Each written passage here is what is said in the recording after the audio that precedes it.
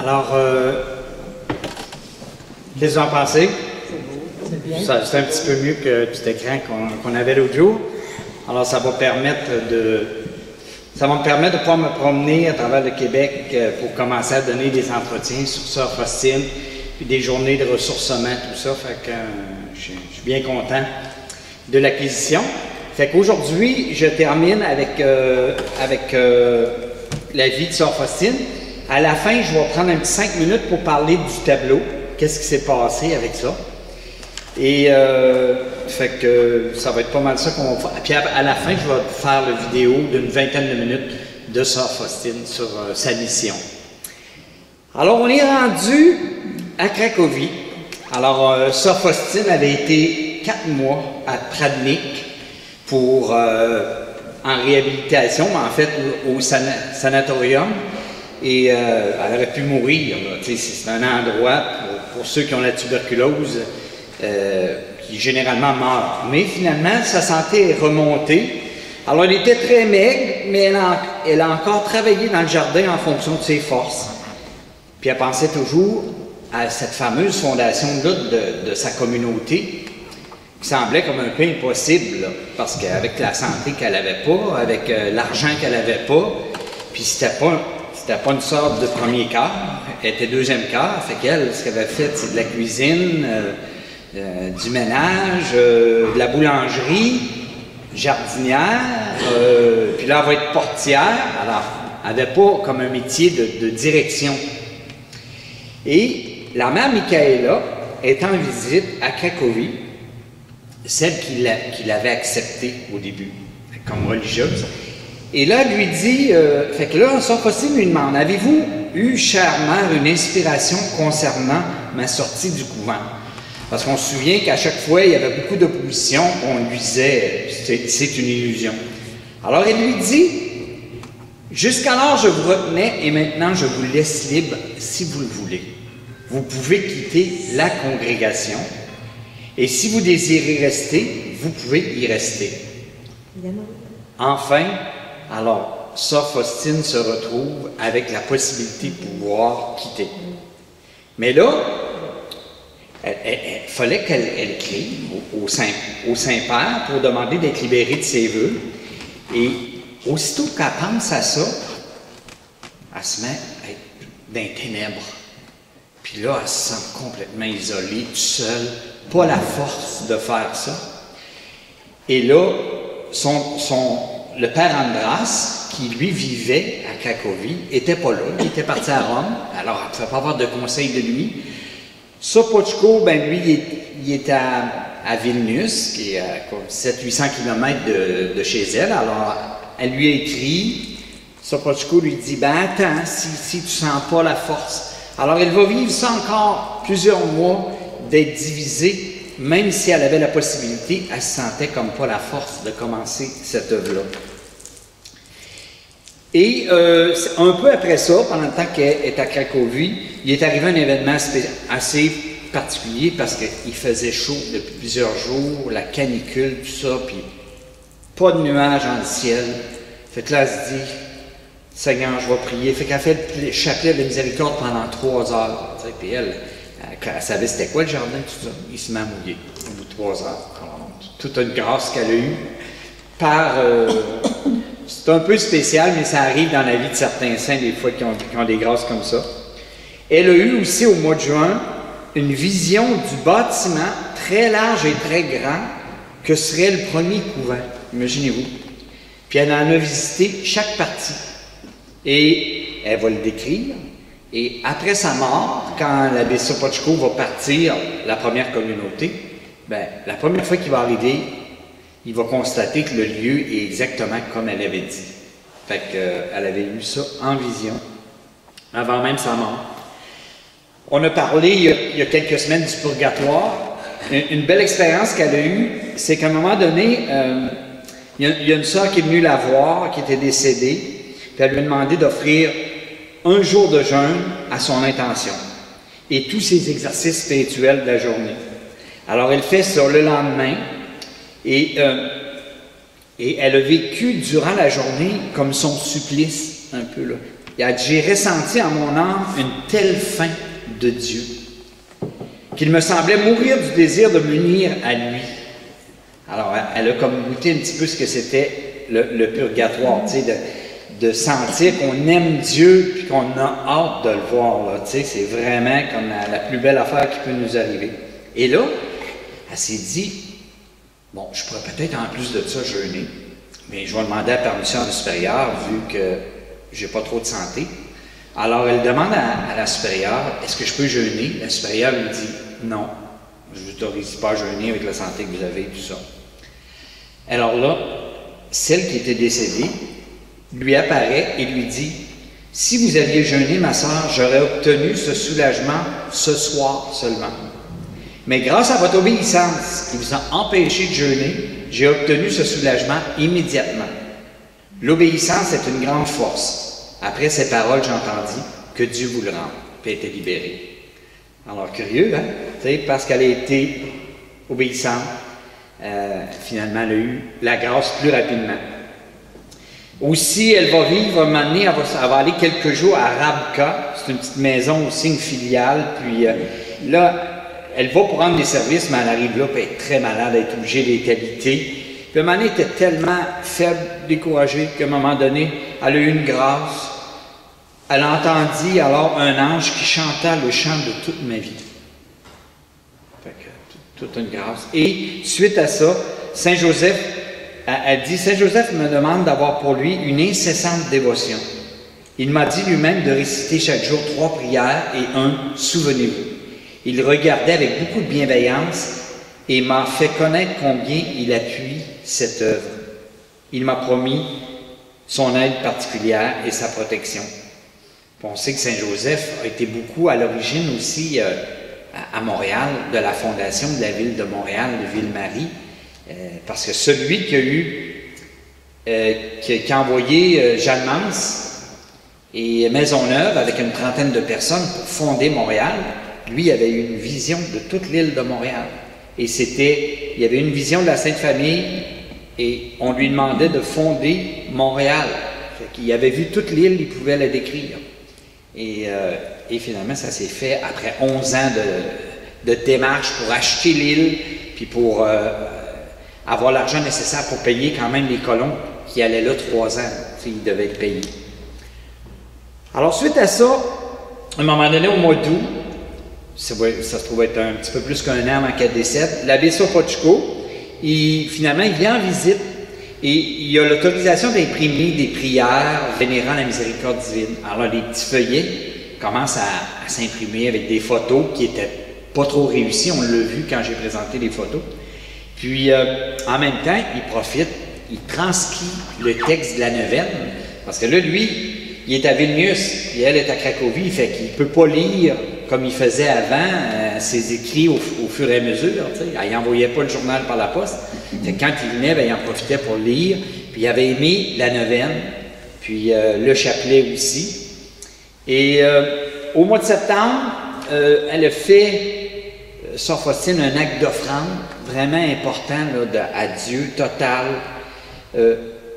Dans le genre, si tu veux m'emporter en pleine jeunesse, je l'accepte. Même si elle savait qu'elle serait censée mourir à 33 ans, tu as 32 ans, peut-être que tu ne veux pas nécessairement mourir humainement, là, mais si tu veux m'emporter en pleine jeunesse, je l'accepte. Ou si tu veux me faire atteindre un âge avancé, sois béni. Alors, c'est une longue prière qu'elle a fait, puis qui vous donne un peu vraiment son abandon qu'elle avait. Alors, elle commence un travail à la porterie. Alors, elle est à la porte, comme le frère André. Et là, il y avait des troubles à ce moment-là. Ça commençait, la guerre s'en venait. Alors, elle dit, j'ai su combien il était dangereux à notre époque de se trouver à la porterie. Parce qu'il peut arriver n'importe qui vient, tu sais. Puis il y a des troubles révolutionnaires. Combien de mauvais gens ont de la haine pour les couvents. Je me suis entretenu avec le Seigneur et je lui ai demandé qu'il s'arrange de façon à ce qu'aucun homme mauvais n'ose s'approcher de la porte. Alors j'entendis ces paroles. Ma fille, dès le moment où tu as eu la porterie, j'ai mis un chérubin au-dessus de la porte afin qu'il la garde. Sois sois tranquille.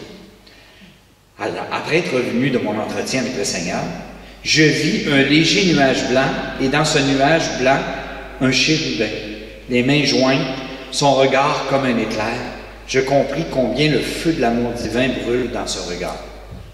Alors imaginez-vous, elle a été protégée par un ange pendant le temps qu'elle était à porterie.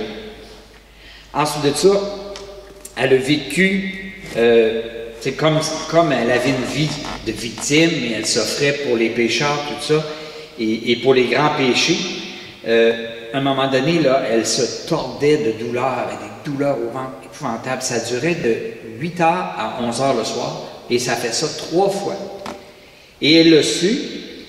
Jésus, il dit qu'il faisait part à son agonie au jardin des Oliviers, et que lui-même a permis ses souffrances pour donner satisfaction à Dieu, pour les âmes tuées dans le sein de leur mauvaise mère. Alors imaginez-vous. Fait que j'en ai déjà parlé, mais il y avait énormément, beaucoup d'avortements à cette époque-là, et assez on lit à d'autres endroits que ça attirait même la colère sur le pays. T'sais. Alors imaginez-vous actuellement là, comment c'est permissif tout ça, là, notre société. Alors ça ne va certainement pas dans le sens de ce que Dieu veut.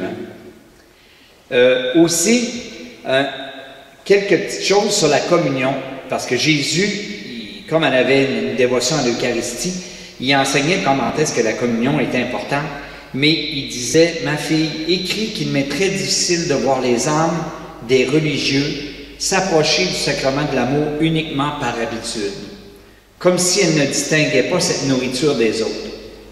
Je ne trouve en leur cœur ni foi ni amour. Je vais vers ces âmes avec grand déplaisir. Il vaudrait mieux qu'elles ne me reçoivent pas. C'est pas rien, hein? De nos jours, on parle absolument de rien, on donne la communion à tout le monde, il n'y a pas d'enseignement qui est donné sur d'essayer d'avoir le cœur préparé, d'aller au sacrement du pardon une fois de temps en temps.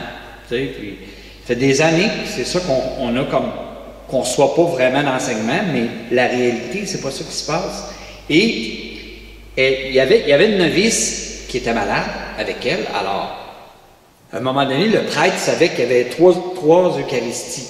Fait qu'il a décidé d'aller voir les 3 novices pour donner les 3 Eucharisties. Mais là, il ne voyait pas la 3e. Alors, il a donné 2 hosties à Sœur Faustine. Puis là, après ça, il a dit, hey. Il a réalisé qu'il y en avait une autre, fait qu'il fallait qu'il est allé chercher une autre hostie pour la donner à la novice qui était. Alors Jésus, il a dit, elle lui explique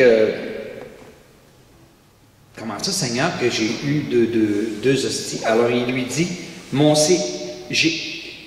il a fait par exprès, Jésus a fait par exprès pour que le prêtre lui donne les autres hosties, parce que mon séjour dans cette âme ne m'est pas agréable. Imaginez-vous. Alors, pour lui montrer l'importance d'être en état de grâce. Hein? Et c'est ça, fait qu'il dit, souvent les gens ils traitent l'hostie comme quelque chose de mort. Un communion, on ne pense pas. Tu sais, fait que c'est des mots, des paroles quand même assez fortes là, qu'on aurait besoin qu'ils soient dites de nos jours. Un autre moment donné aussi, elle a une grâce de comprendre que sa communion, elle demeurait jusqu'à la prochaine communion. Puis sans aucun effort de sa part, autrement dit, elle restait comme en union, puis elle savait qu'il y avait de quoi qui continuait. Puis on oublie ça, que justement, il y a peut-être de quoi qui continue en nous toute la journée, parce que nous, on vient à la messe quasiment tous les jours. Alors, il y a de quoi de la présence de Dieu qui est en nous, et il y a une transformation qui se fait, qui est virtuelle, qu'on ne voit pas.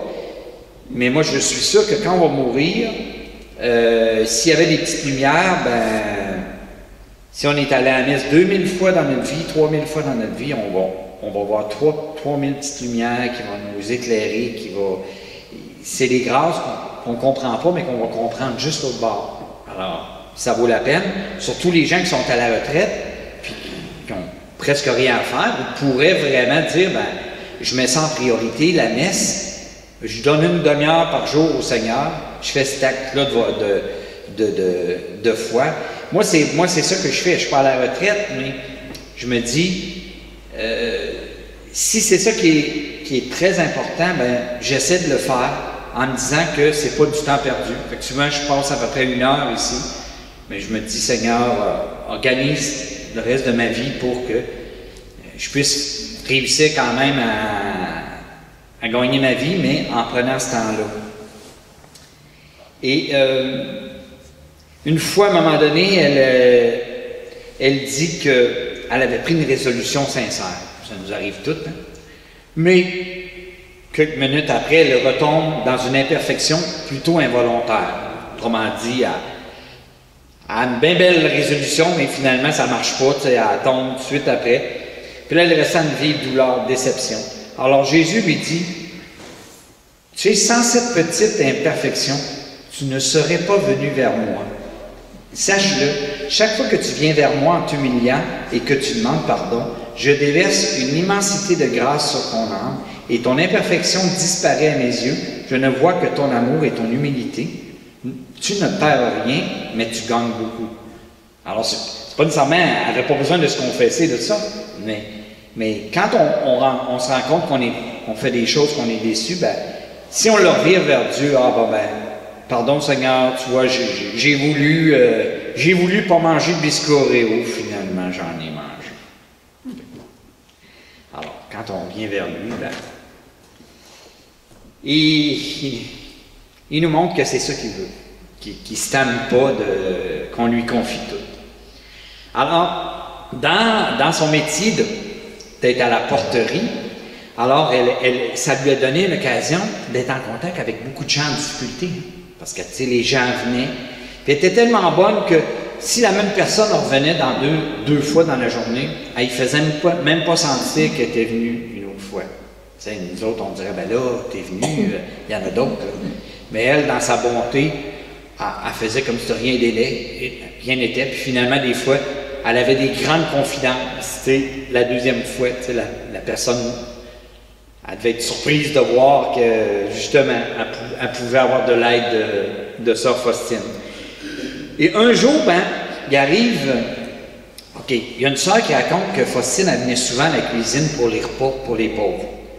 Puis là, ben, celle qui s'occupait de faire la bouffe, là, ça a dérangé un peu. Elle dit, jusqu'à quand vous allez venir ici pour me déranger? Avec calme, sœur Faustine, elle dit, ben, jusqu'à ce que je nourrisse le Seigneur Jésus. Elle a envoyé ça en joke comme ça. Alors un jour, elle voit un homme rentrer, toute pauvre, vêtu d'un costume terriblement déchiré, pieds nus. On est le 30 septembre, tu sais, là. Pieds nus, tête nue, il était gelé, car le temps était pluvieux et froid. Il m'a demandé quelque chose de chaud à manger. Alors là, elle va voir, elle trouve, il n'y avait pas rien préparé. Fait que là, elle dit, tiens, je vais faire chauffer un petit peu de soupe. Je vais mettre du pain émietté, fait que ça va lui donner un petit peu quelque chose. Fait que là, il donne à manger, tu sais, puis elle passe un petit peu de temps avec lui. Puis elle dit, au moment où je repris le bol, il me fit connaître qu'il était le maître du ciel et de la terre. Lorsque je le vis tel qu'il était, il disparut à mes yeux. Alors, après être retourné à la maison, alors que je réfléchissais sur ce qui s'était passé à la porte, j'entendis ces paroles dans mon âme. Ma fille, les bénédictions des pauvres qui me bénissent en s'éloignant de la porte sont parvenues à mes oreilles et ta miséricorde dans les limites de l'obéissance m'a plu et c'est pourquoi je suis descendu de mon trône afin de goûter les fruits de ta miséricorde. Quelque chose, hein? Autrement dit, ceux qui partaient, qui bénissaient, ben, il y avait tellement de bénédictions qu'ils recevaient, le Seigneur, de ça, qu'il dit, bon, ben, je vais y aller moi-même vérifier c'est quoi ce traitement-là. Fait qu'il est venu. Alors, toute une grâce. Alors, son idée de, jusqu'à ce que je nourrisse le Seigneur Jésus, ben, ça s'est réalisé. Imaginez-vous. Et au mois d'octobre, alors on est le 10 octobre, 1 an avant qu'elle meure, c'est là que le Seigneur va lui dire, à 3 heures, implore ma miséricorde, tout particulièrement pour les pécheurs. Ne fût-ce qu'un bref instant, plonge-toi dans ma passion, en particulier dans mon abandon, au moment de mon agonie. Alors, par là, il nous invite, ça fait partie du culte de la miséricorde, il nous invite d'essayer d'y penser à 3 heures, d'avoir, même si c'est une petite affaire, si on a le temps, on peut dire un chapelet, la miséricorde. Et à elle, il lui dit aussi, si tu peux dire le chemin de croix, tant mieux, faire ton chemin de croix. Alors, de prendre ce réflexe-là, puis il y a même des, je pense aux Philippines, je ne sais pas si c'est encore comme ça, mais imaginez-vous que cette heure-là avait été imposée. Alors, les étudiants en classe à 3 heures, il y avait un arrêt. Dans la vie publique, il y avait quelque chose à 3 heures. Fait que je pense pas que ça s'installe ici pour les prochaines années. Il dit, à cette heure-là, tu peux tout obtenir pour toi et pour les autres. Alors, dans la mesure, dans le fond, où on demande vraiment quelque chose de sain et de bon et pas d'égoïste, ben, il y a vraiment des grandes grâces qu'on peut obtenir en s'unissant à sa passion à 3 heures. Ensuite de ça, en décembre, là, c'est sûr que, tu sais, elle continuait d'être quand même tuberculeuse, là, puis, tu sais, c'était difficile, là, tu sais.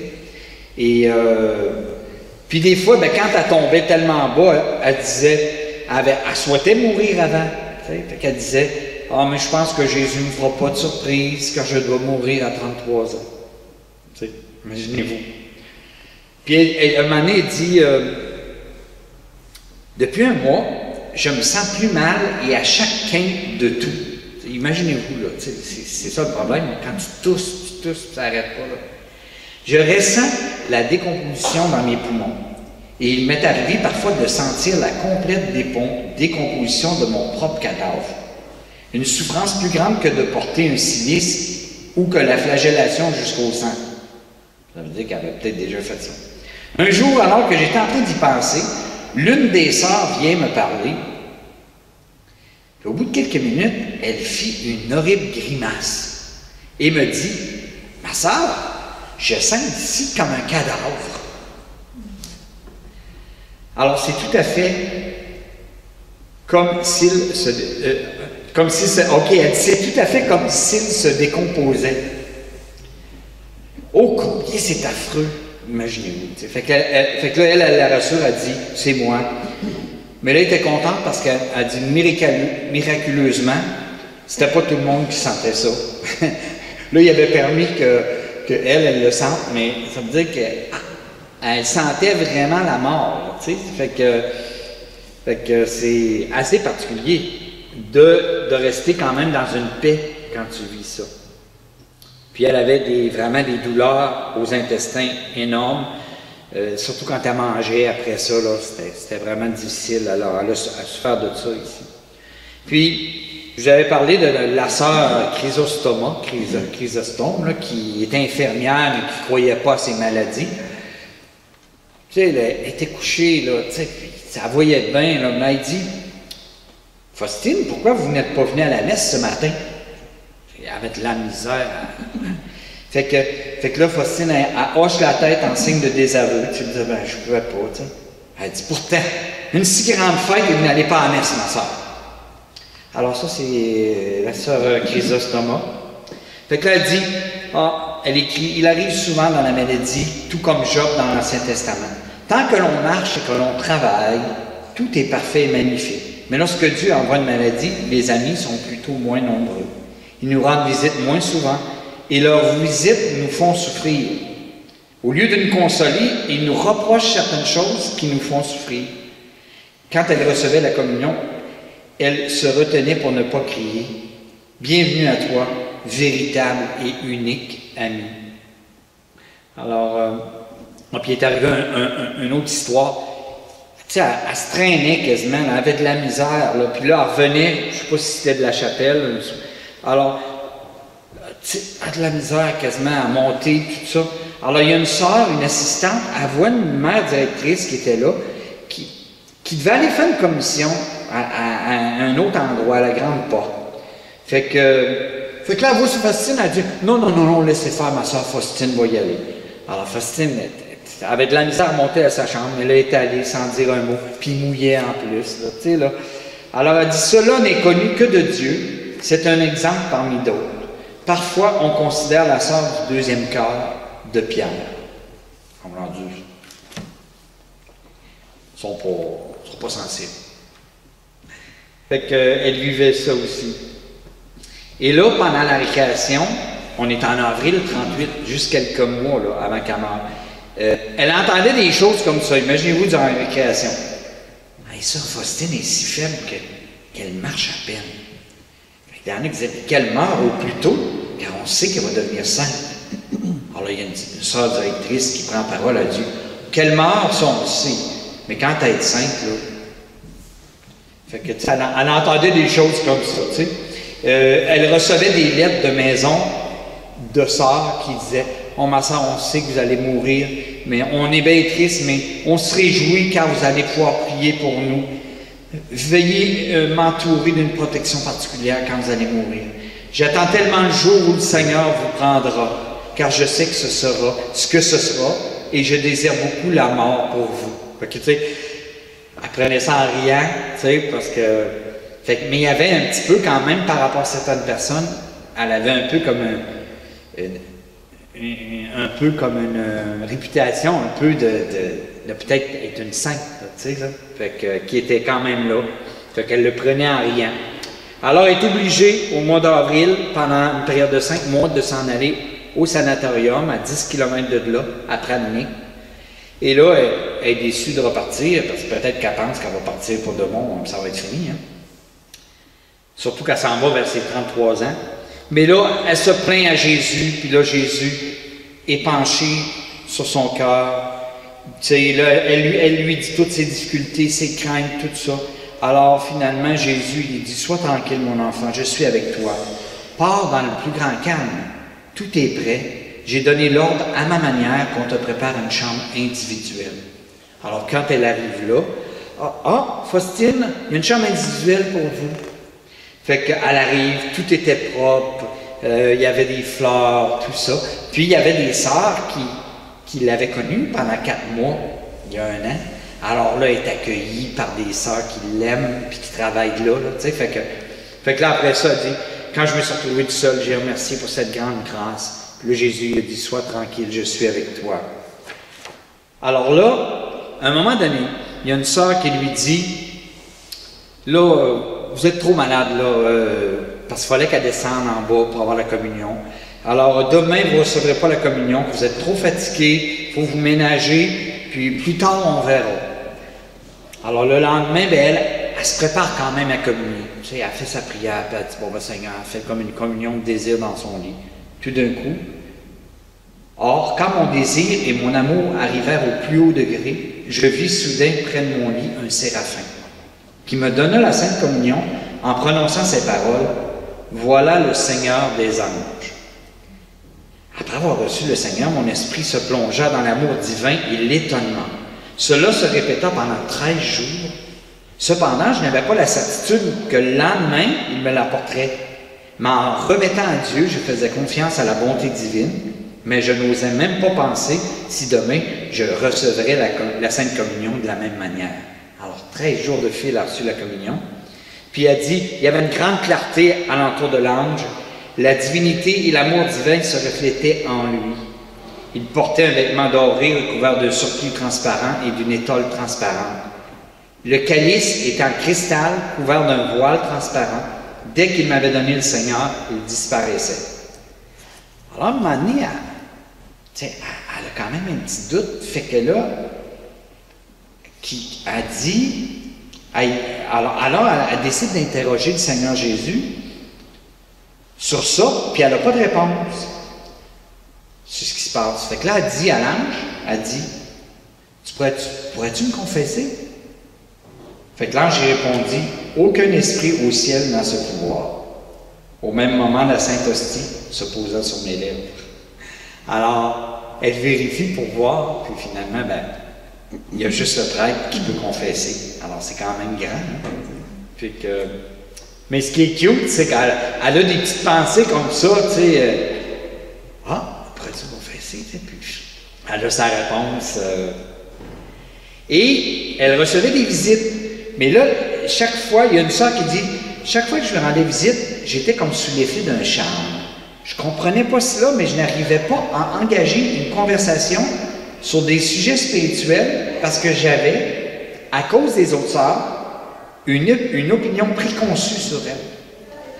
Mais je vois combien on peut mal juger une âme avec laquelle le Seigneur est si amoureusement lié. Fait que c'est quelque chose, hein? Dans le sens que les sœurs qui sont allées la voir à la fin de sa vie, tu sais, il y en a que, bon, ben, tu sais, il a visité tout ça, mais à cause de la réputation que, bon, elle était peut-être un peu hystérique, puis tu sais, ben, finalement, pour beaucoup, elle passait pour une personne super ordinaire, puis il n'y a rien qui donnait à penser qu'elle était simple. Là, et là, c'est lors de ces visites-là qu'elle commence à dire aux sœurs, elle a annoncé qu'une guerre allait éclater. Alors, on a un an avant la guerre. Qu'elle serait à grande échelle et épouvantable. Elle avait une vision de grand dégât, extermination, persécution du clergé. Alors, elle avait tout ça. Puis, elle a prié, « Pologne, ma chère patrie, si tu savais combien d'offrandes et de prières j'adresse à Dieu pour toi. Quand je priais pour la Pologne, j'ai entendu ces paroles. J'aime particulièrement la Pologne, et si elle obéit à ma volonté, je l'élèverai en puissance et en sainteté. D'elle sortira l'étincelle qui préparera le monde à mon ultime venue. » Alors, on peut penser à Jean-Paul II, qui est sorti de la Pologne, qui a vraiment été une pierre importante pour l'Église, et on peut penser à Jésus miséricordieux aussi, à toute cette dévotion qui est comme vraiment comme une étincelle qui est en train de se répandre partout dans le monde depuis ces années-là. Alors, elle a, à un moment donné, est un petit peu mieux. Alors, après la messe, je suis allé au jardin pour me faire ma méditation. Et à cette heure-là, il n'y a pas de grand malade au jardin. J'étais donc libre. Alors, je méditais sur les bienfaits de Dieu. Mon cœur s'enflammait d'un amour si fort qu'il me semblait que ma poitrine allait exploser. Quand même quelque chose, là, tu sais, là. Se sentir en amour au point que tu es comme enivré, là. Fait qu'elle vivait de quoi de vraiment particulier. Soudain, Jésus se tint debout devant moi et me dit, « Que fais-tu ici si tôt? » Fait que là, il répond, « Je pense à toi, à ta miséricorde et à ta bonté pour nous. Et toi, Jésus, qu'est-ce que tu fais là? » Il dit, « Je suis venu à ta rencontre pour te convier à de nouvelles grâces. Je cherche des âmes qui voudraient accepter ma grâce. » Alors après ça, à un moment donné, Jésus lui dit, « Bon, je vais te donner une retraite de 3 jours. » Fait que, imaginez-vous que tu vis une retraite, c'est Jésus qui te la donne. Mais là, elle dit quand même, il la prépare, puis d'un coup, il dit, bon, ben, on la commence. Ben, il dit, ma fille, nous commençons la retraite. Fait qu'elle dit, Jésus, mon très charmant, je te demande bien pardon, mais je ne ferai pas de retraite, car je ne sais pas si la mère supérieure me le permettra ou non. Fait qu'elle avait fait sa demande, mais elle n'avait pas eu de réponse encore. Alors Jésus dit, sois tranquille, ma fille, la supérieure l'a permis, tu le sauras demain matin, cependant nous commençons la retraite ce soir. Fait qu'elle commence la retraite, tout ça, et finalement elle apprend le lendemain que la réponse avait été donnée le soir, mais que la personne qui avait eu la réponse, par téléphone, ben, n'avait pas fait le message. Alors Jésus, d'une certaine façon, il n'avait pas contrevenu, la réponse n'est pas arrivée le lendemain. Comme il dit, la supérieure l'a permis. Alors c'était vraiment vrai. Il ment jamais, mais là, elle n'était pas au courant. Il dit, ma fille, je veux t'instruire du combat spirituel. N'aie jamais confiance en toi-même, mais abandonne-toi complètement à ma volonté. Vous imaginez-vous comment est-ce que c'est le contraire qu'on entend à la télévision, ça? Confiance en soi, tu sais. Je ne veux pas dire que Dieu ne veut pas qu'on ait confiance en soi, mais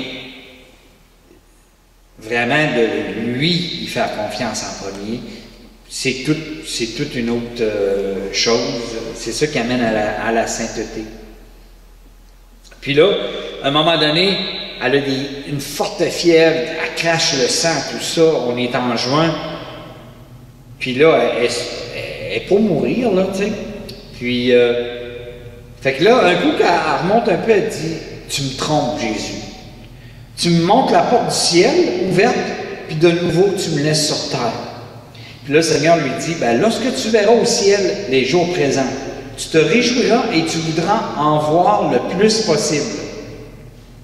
Imaginez-vous, ça veut dire que quand on souffre, puis qu'on offre, quand on va mourir, on va dire, oh, j'aurais pu en prendre plus, à la limite, là, parce qu'on voit toute la valeur de notre souffrance offerte. Je ne m'étonne pas, ma fille, que tu ne puisses pas le comprendre maintenant, car ton cœur est abreuvé de douleur et se languit de moi.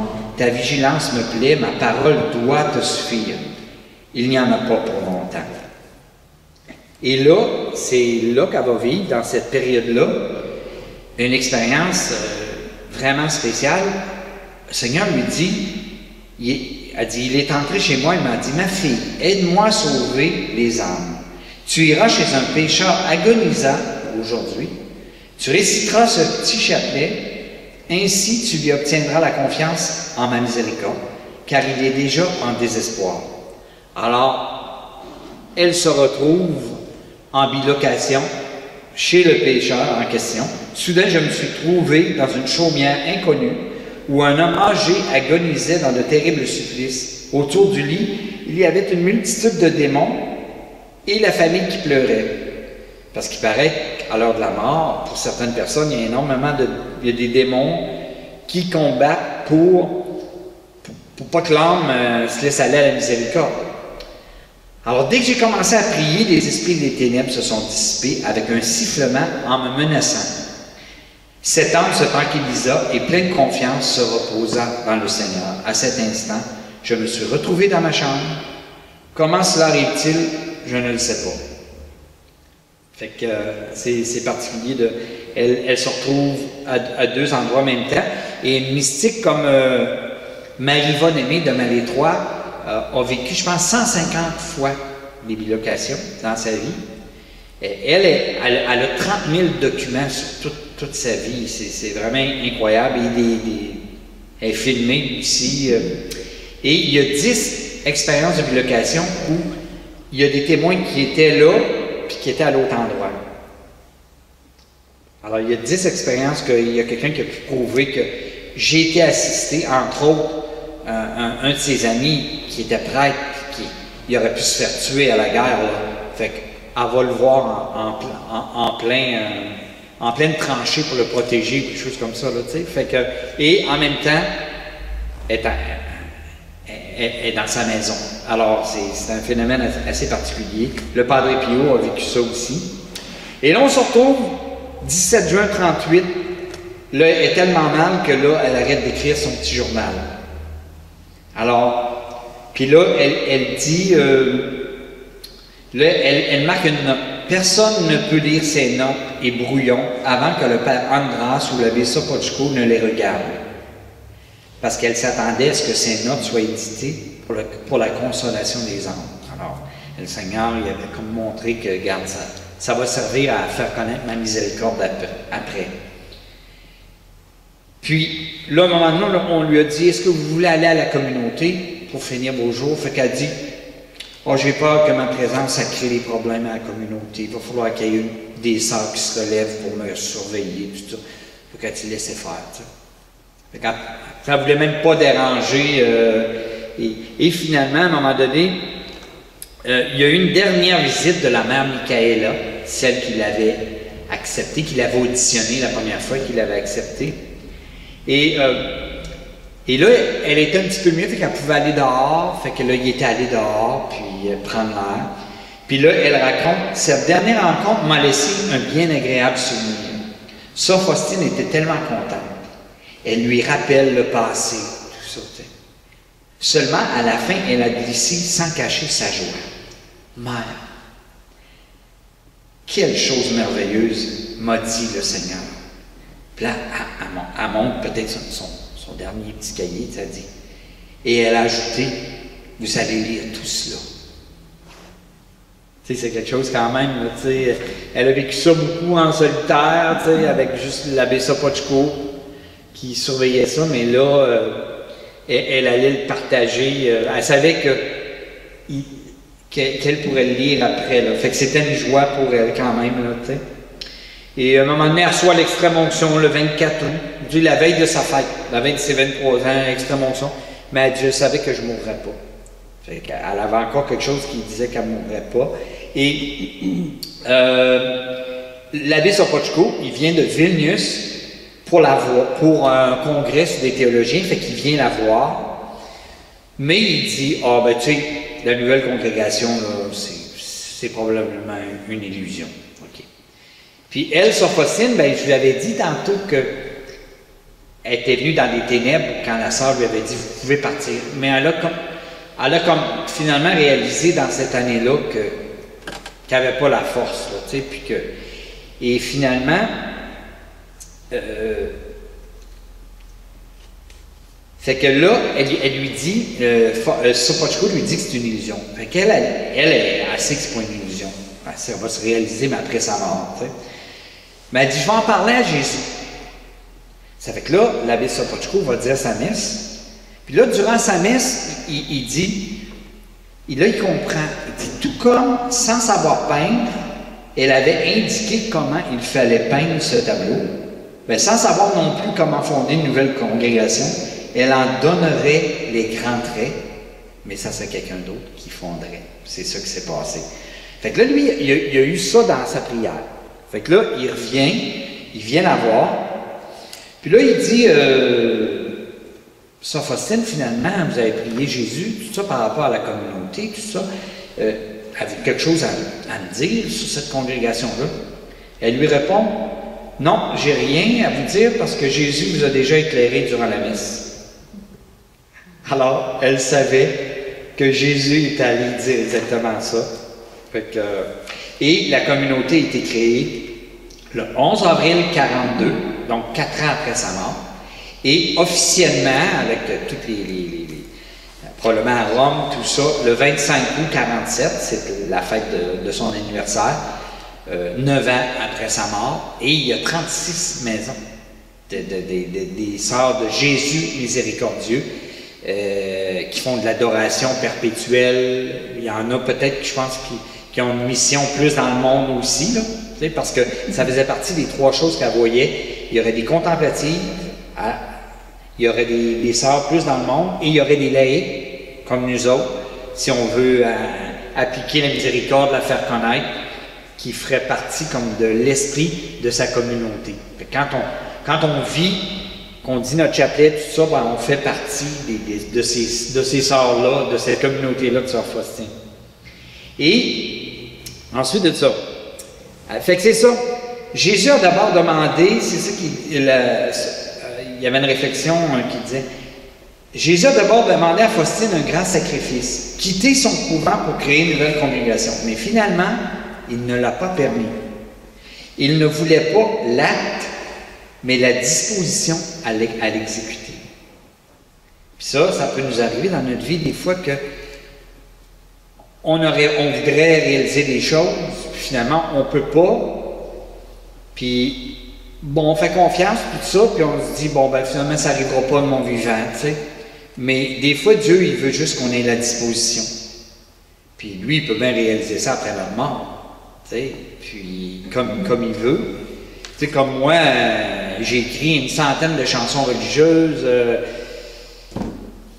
J'ai très peu d'occasion de faire connaître mes affaires. Puis, à un moment donné, j'ai fait mon deuil, tu sais, parce qu'il n'y a pas de choses propices beaucoup dans l'Église pour l'évangélisation, par la musique, tout ça.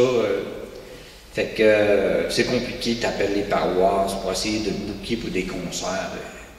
Ça va être t'es qui toi, tu sais. Puis, alors, il y a quelque chose qui n'est pas développé dans l'Église catholique. Alors, j'ai fait mon deuil de ça. Puis, je me dis, bon, quand j'écris une chanson, je me dis, je l'écris pour le moment présent. Tant mieux si j'ai 10 personnes qui vont l'entendre, 100, ou ça sera après ma mort, ou peut-être jamais. Je la fais, puis je l'offre. En disant, ben, j'ai comme accompli, quelqu'un d'autre aurait pu faire le ménage, une journée de temps, moi j'écris une chanson. Puis, juste d'avoir fait l'acte, finalement, j'ai fait sa volonté. Alors il disait, ce n'est pas l'importance du travail qui sera récompensée, mais l'importance de l'effort. Parce qu'elle, elle a eu bien des affaires qu'elle n'a pas pu réaliser, mais Jésus, il montrait que si tu fais un effort, tu fais de ton mieux, ben, c'est ça que j'attends de toi. Et la dernière fois que l'abbé Sopocko va voir Sœur Faustine, alors là, as-tu été... Ok, non, c'est ça, elle est toujours à Pradnik. Alors, c'était le 2 septembre 38. La dernière fois qu'il l'a vu à Pradnik, il dit... Là, c'était la première fois qu'il a vu une extase d'elle. OK?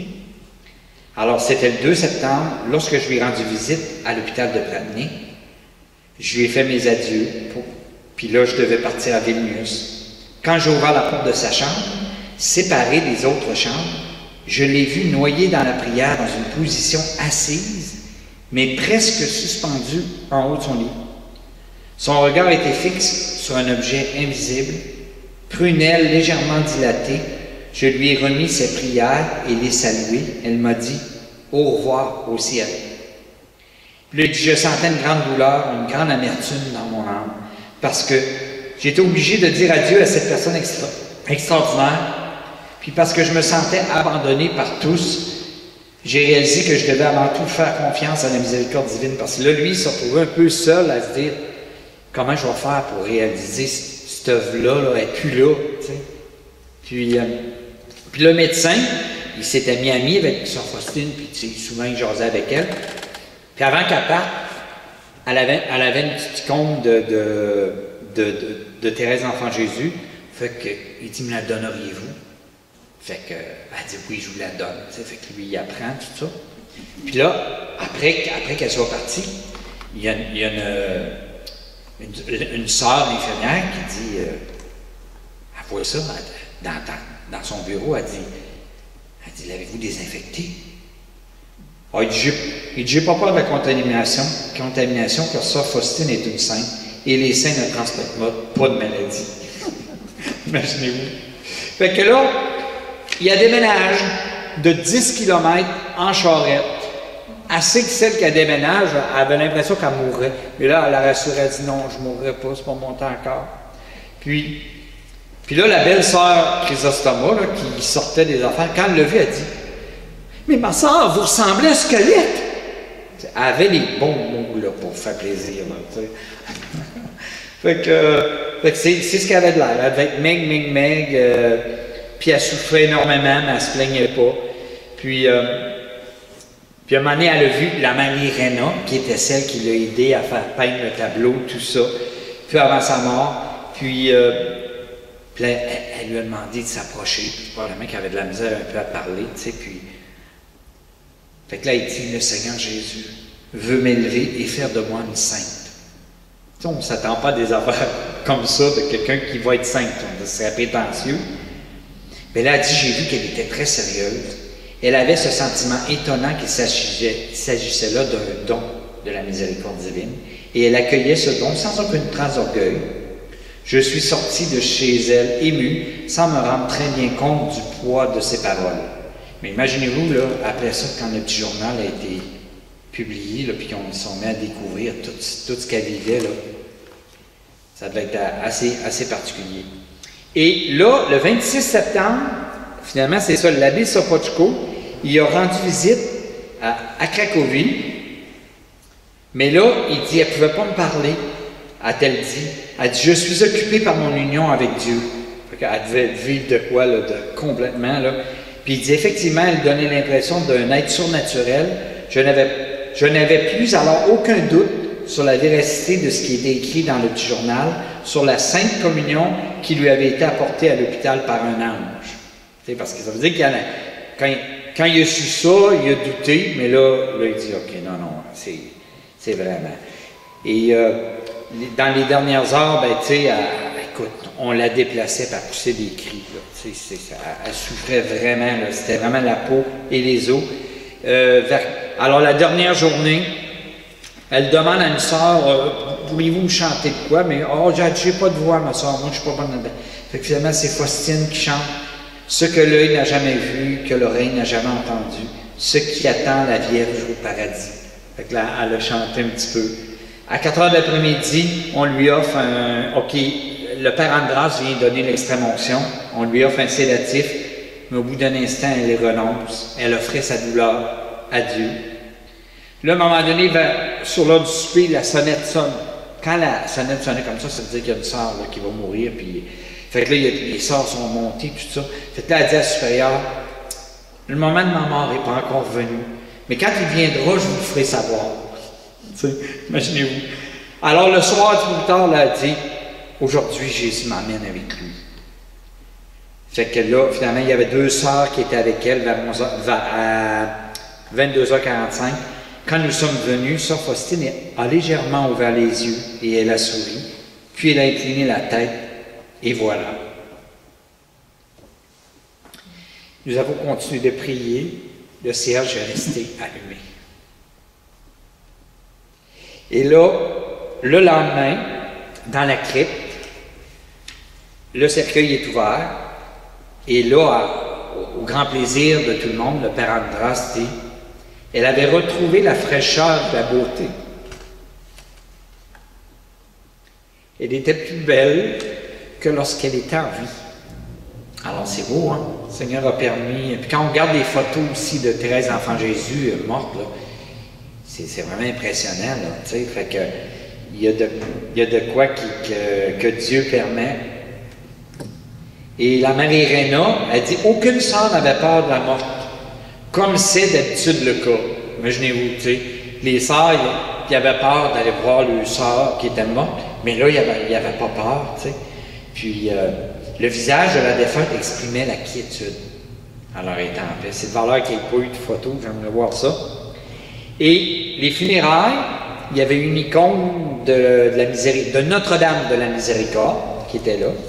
Et Faustine a dit, avertissez pas mes parents, parce que ça coûte trop cher, le trajet, tout ça, c'était 6-7 heures, là, probablement. Fait qu'elle n'avait pas averti sa famille. Sauf que sa sœur, Natalia, qui était à Lotz, une nuit, Natalia avait vu sa sœur dans sa chambre.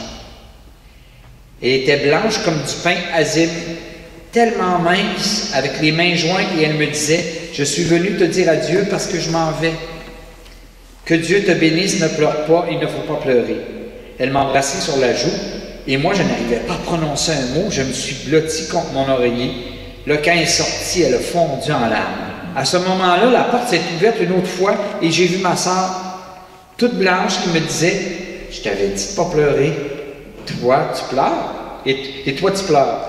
Il ne faut pas pleurer, je t'en prie, ne pleure pas. Alors le lendemain, Natalia est partie avec son mari dans son village natal, à Gogoviec. Alors j'arrive sur place, tout le monde pleure, la nouvelle venait d'arriver, Faustine était morte. Alors elle avait eu cette grâce-là qu'elle est allée voir. Alors elle est morte à 33 ans, et dans le livre des morts du couvent à Wajekniki, on a noté, dans sa relation avec Dieu, feu, sœur Faustine est parvenue à une union complète à lui, par l'amour, par le fait de voir dans chaque événement ou ordre des supérieurs la volonté de Dieu. Alors, c'est ça pour son histoire. Je vais prendre 5 minutes juste pour vous parler du tableau, parce que comme il y en a 2, pour vous situer un petit peu historiquement, le tableau a été, ce tableau-là, le premier, a été affiché en permanence à partir du 4 avril 1937. Donc, à peu près 1 an et demi avant que soit Faustine mort, le tableau a été mis dans l'église Saint-Michel, pas à meilleure place, mais quand même, il était là. Il a été 11 ans là. Okay? Et déjà, il y a eu des ex-voto, des gens qui ont eu des grâces, qui ont voulu dire des remerciements. Okay? Et en 1943, il y a eu un peintre, Adolphe Aiwa, qui lui avait été protégé durant le temps de la guerre.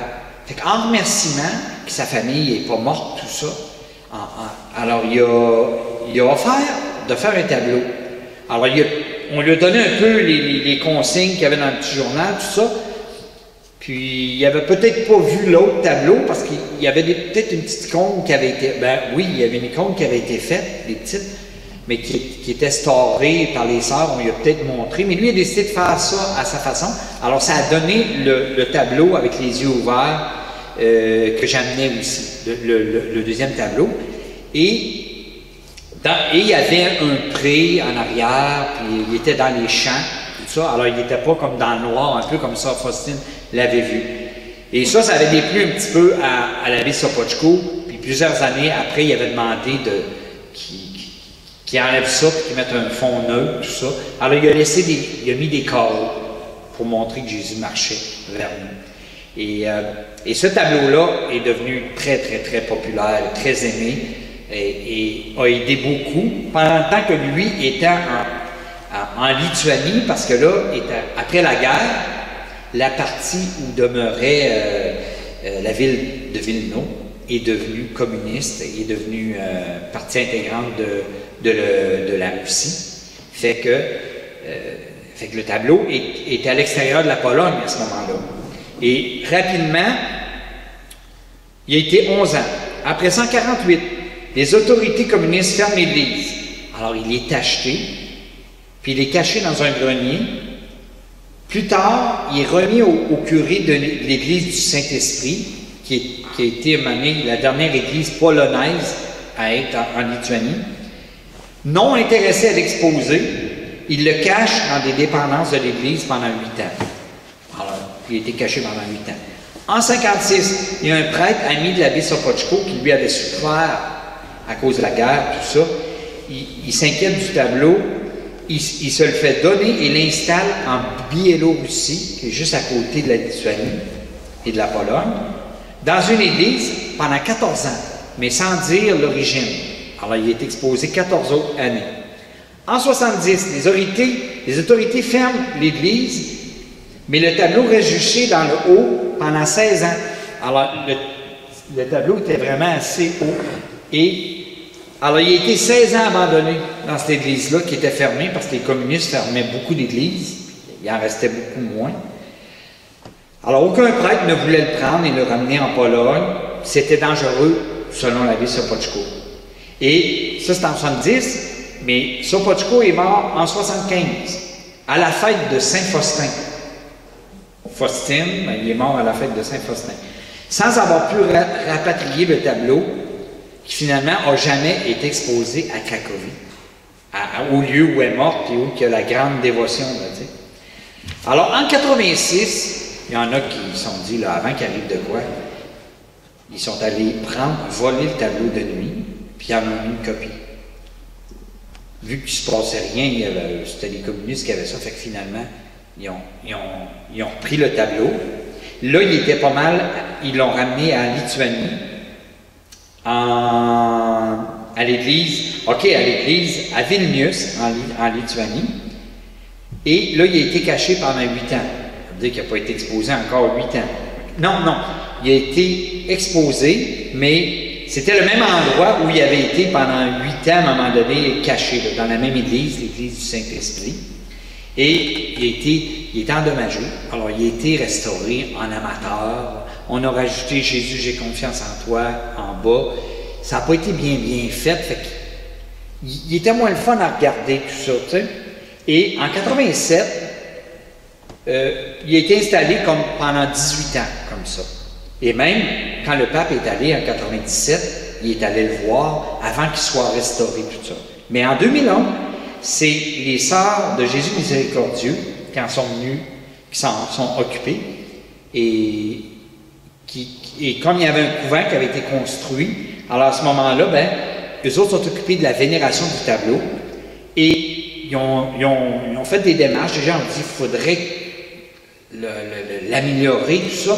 Alors en 2003, il y avait l'argent, ils ont fait rénover ça de façon professionnelle, et après ça, ils ont pris des photos, ce qui fait que moi, c'est à partir de cette photo-là que j'ai pu faire le grand poster. Et moi, figurez-vous que avant de faire la fête de la miséricorde, j'avais l'autre poster qui me dérangeait, moi. Il m'attirait un peu moins. Je me disais, il me semble que je garderais la base, là, puis je mettrais une tête qui se rapproche plus du Saint-Soir, de Jésus dans la Passion de Mel Gibson. Tu sais, j'avais comme un autre type de visage dans ma tête. Et j'avais demandé à un de mes amis de me peindre un tableau, grandeur nature, de m'en peindre un, mais de mettre un visage qui ressemblait plus au Saint-Suaire. Alors, quelques temps après, quand on organise la Fête de la Miséricorde, j'apprends et je vois cette image-là. Puis là, je ne savais pas c'était le premier tableau original. Alors, quand j'ai vu, j'ai dit « Ah! Je comprends pourquoi j'avais cette intuition-là. » Alors, le Seigneur m'avait comme mis le désir de quelque chose, finalement, qui était l'origine.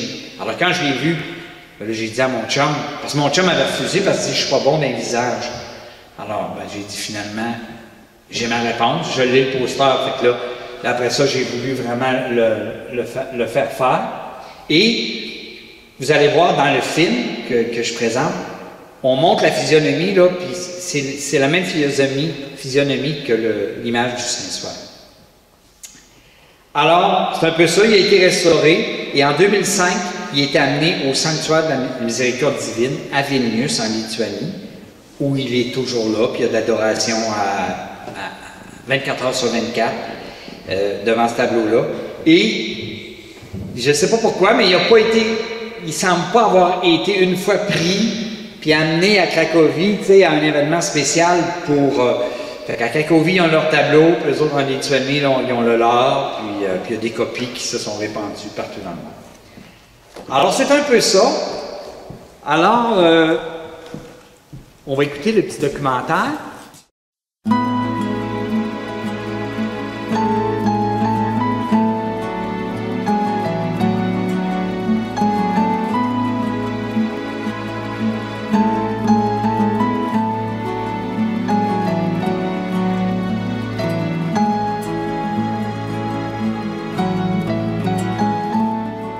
Le 22 février 1931, Sœur Faustine est envoyée dans le couvent à Płock. C'est là qu'un grand événement a lieu. Écoutons ce qu'elle écrit dans son cahier. Un soir, dans ma cellule, je vis Jésus vêtu d'une tunique blanche, une main levée pour bénir, la seconde touchait son vêtement sur la poitrine. De la tunique entr'ouverte sortaient deux grands rayons, l'un rouge, l'autre pâle. Je fixais le Seigneur en silence, l'âme saisie de crainte, mais aussi d'une grande joie. Après un moment, Jésus me dit: Peins un tableau de ce que tu vois avec l'inscription « Jésus, j'ai confiance en toi ». Je désire qu'on honore cette image d'abord dans votre chapelle, puis dans le monde entier. Je promets que l'âme qui honorera cette image ne sera pas perdue. Je lui promets aussi la victoire sur ses ennemis dès ici-bas et spécialement à l'heure de la mort. Moi-même, je la défendrai comme ma propre gloire. Dès qu'elle reçoit cette révélation, Sœur Faustine est inquiète, car elle ne sait pas peindre et décide de la transmettre à son confesseur. Mais celui-ci lui répond: « Oui, peins l'image de Dieu dans ton âme. » Lorsqu'elle sortait du confessionnal, elle entendit de nouveau ces paroles. « Mon image est en toi. Je désire qu'il y ait une fête de la miséricorde. Je veux que cette image que tu peindras avec un pinceau soit solennellement bénie, le premier dimanche après Pâques. Ce dimanche doit être la fête de la miséricorde. Je désire que les prêtres proclament ma grande miséricorde envers les âmes pécheresses, qu'elles n'aient pas peur de s'approcher de moi. Les flammes de ma miséricorde me brûlent. Je veux les répandre sur les âmes. » Toute cette nouvelle mission semble bien difficile à Sœur Faustine. Elle se sent incapable de la remplir. Mais Jésus lui fait comprendre que tout est dans sa main. Plus tard, elle est envoyée à Vilno. C'est là que vint un grand encouragement. La semaine de confession arriva, et, à ma grande joie, j'aperçus ce prêtre que je connaissais déjà avant de venir à Vilno. Je le connaissais pour l'avoir vu en vision. L'abbé Michał Sopoćko est docteur en théologie et grand homme de prière. Au début, il était méfiant face aux révélations de sœur Faustine. Mais quand il a eu la certitude que cela venait de Dieu, il s'est engagé totalement à cette œuvre de la miséricorde divine. Le père Sopoćko demande au peintre Kazimierowski de faire le tableau du Christ miséricordieux selon les indications de sœur Faustine. Une fois, j'étais chez le peintre chargé de peindre cette image. Comme j'ai été peinée en voyant qu'elle n'est pas aussi belle que l'est Jésus. Mais j'ai caché ma déception profondément dans mon cœur. Je suis revenue à la maison. Je suis allée aussitôt à la chapelle où j'ai beaucoup pleuré. J'ai dit au Seigneur, « Qui te peindra aussi beau que tu l'es ?» Soudain, j'ai entendu ces paroles. Ce n'est ni dans la beauté des couleurs, ni dans celle des coups de pinceau que réside la grandeur de cette image, mais dans ma grâce. Cette simple, mais humble et courageuse religieuse non instruite, qui avait une confiance totale en Dieu, a été choisie par Jésus comme apôtre de la miséricorde de Dieu. Un jour, il lui a dit, « À l'époque de l'Ancien Testament, j'envoyais vers mon peuple des prophètes. Aujourd'hui, je t'envoie vers toute l'humanité avec ma miséricorde. » Ainsi, cette simple ordinaire religieuse, qui était cuisinière, jardinière et portière, est envoyée par Jésus vers l'humanité avec sa miséricorde. En quoi consiste sa mission? Rappeler au monde une vérité connue depuis longtemps concernant l'amour miséricordieux de Dieu. Dieu a tant aimé le monde qu'il a donné son Fils unique pour que chaque homme qui croit en lui ne périsse pas, mais ait la vie éternelle. Cette vérité est connue depuis longtemps, depuis qu'est connue la révélation. Mais, dit Jésus, les hommes l'ont oublié. C'est par sœur Faustine qu'il veut rappeler au monde cette vérité. Le tableau que vous voyez ici a été réalisé après la mort de sœur Faustine, à la fin de la Deuxième Guerre mondiale.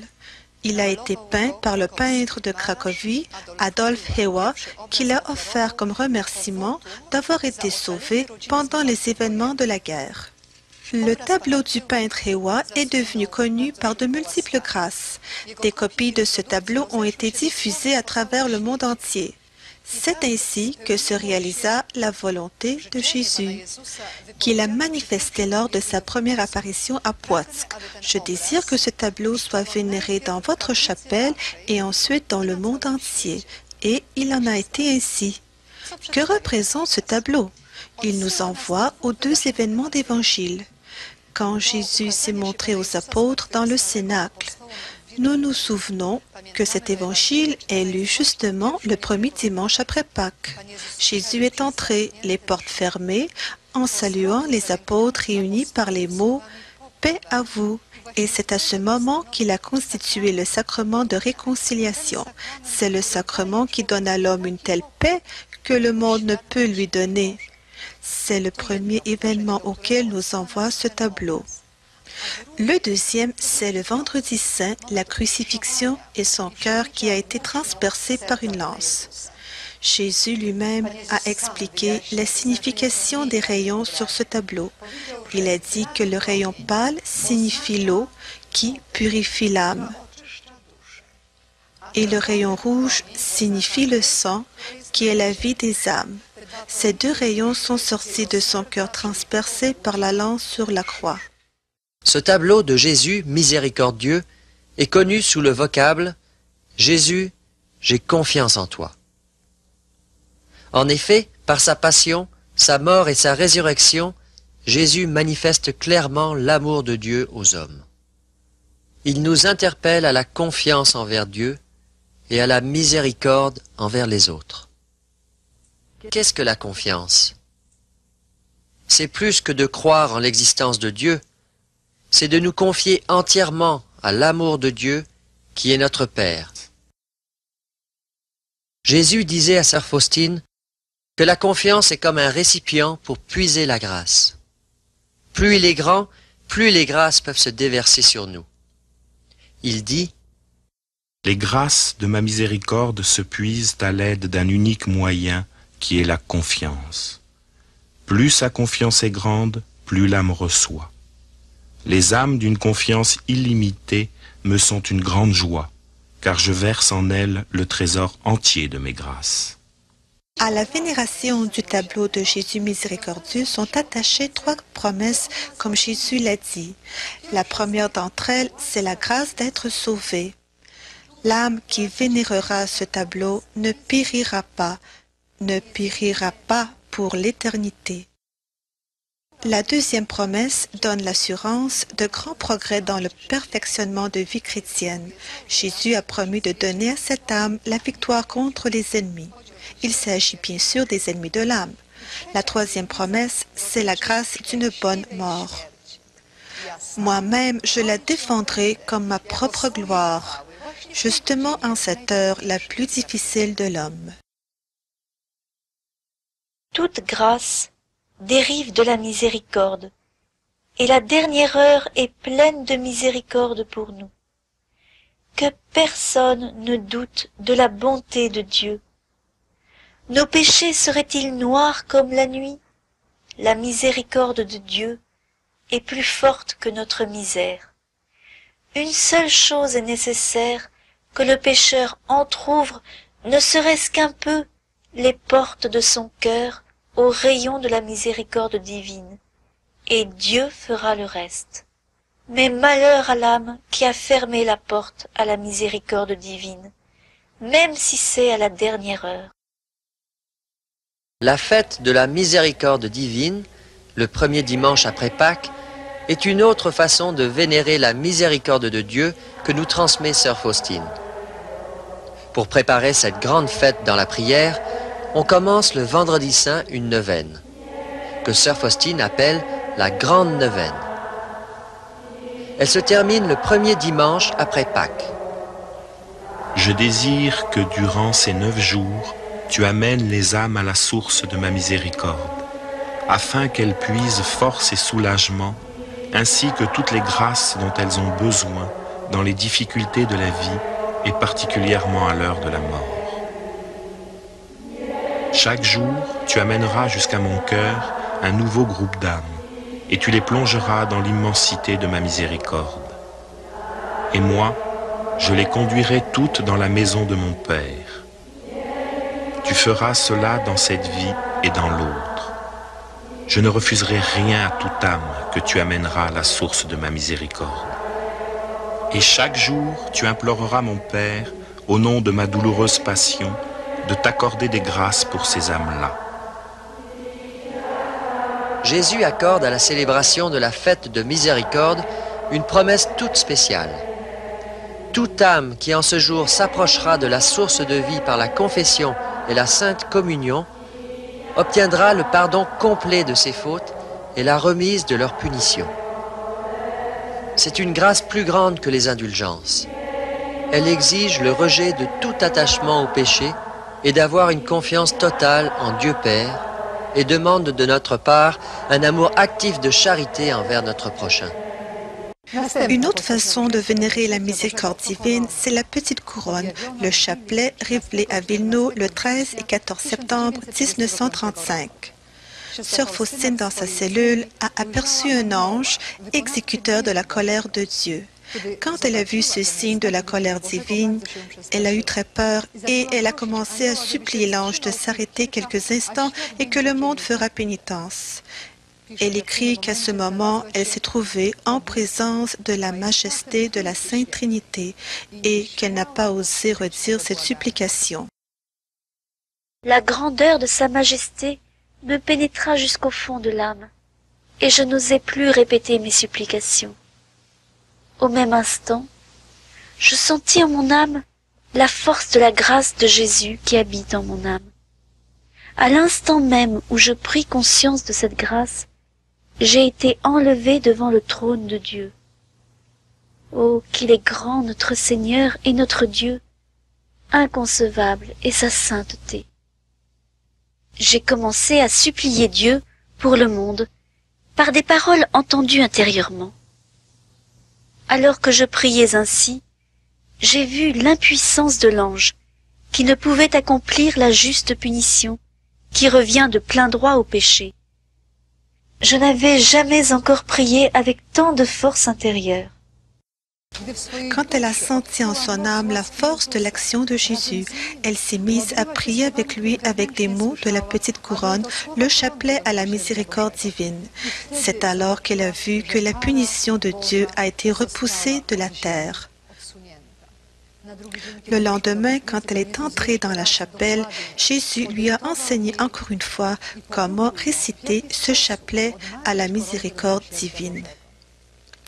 Au début, tu diras le Notre Père, l'Ave et le Credo. Puis, comme sur un chapelet ordinaire, sur des gros grains, tu diras Père éternel, je t'offre, etc. Sur les petits grains, par sa douloureuse passion. Et pour finir, Dieu saint, Dieu fort, Dieu immortel, prends pitié de nous et du monde entier. À cette prière, Jésus a attaché aussi des promesses extraordinaires. À part les promesses globales, les promesses détaillées concernent l'heure de la mort. Le Seigneur Jésus promet la grâce d'une bonne mort et d'une calme mort, non seulement à ceux qui tireront eux-mêmes ce chapelet, mais aussi aux mourants, auprès de qui les autres prieront avec ces paroles. C'est une très grande promesse.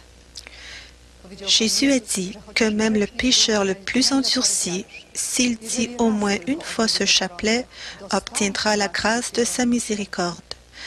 Les prêtres la donneront aux mourants comme une dernière planche de salut. C'est alors que Jésus a dit, « Moi-même, je me mettrai entre cette âme et le Père. » Car Jésus est mort aussi pour cet homme sur la croix.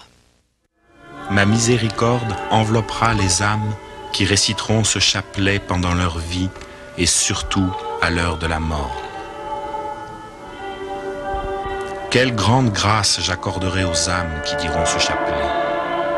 Les profondeurs de ma miséricorde sont émues pour ceux qui disent ce chapelet. Inscris ces mots, ma fille. Parle au monde de ma miséricorde. C'est un signe pour les derniers temps. Après viendra le jour de la justice. Tant qu'il en est temps que les hommes aient recours à la source de ma miséricorde, qu'ils profitent du sang et de l'eau qui ont jailli pour eux. Une autre forme de la vénération de la miséricorde divine, c'est 3 heures de l'après-midi, l'heure de l'agonie de Jésus sur la croix. Jésus a dit ainsi, « À chaque fois, quand tu entendras l'horloge sonner 3 heures, plonge-toi tout entière dans ma miséricorde en l'adorant et en la glorifiant. Appelle sa puissance pour le monde entier et particulièrement pour les pauvres pécheurs. En cette heure est venue la grâce pour le monde entier. La miséricorde a vaincu la justice. » Essaye, à cette heure-là, de faire le chemin de croix autant que tes occupations te le permettent. Quand tu diras cette invocation pour un pécheur, avec un cœur contrit et avec foi, je lui donnerai la grâce de la conversion. Voici cette prière. Sang et eau, sortis du Sacré-Cœur de Jésus, comme source de la miséricorde pour nous, j'ai confiance en vous.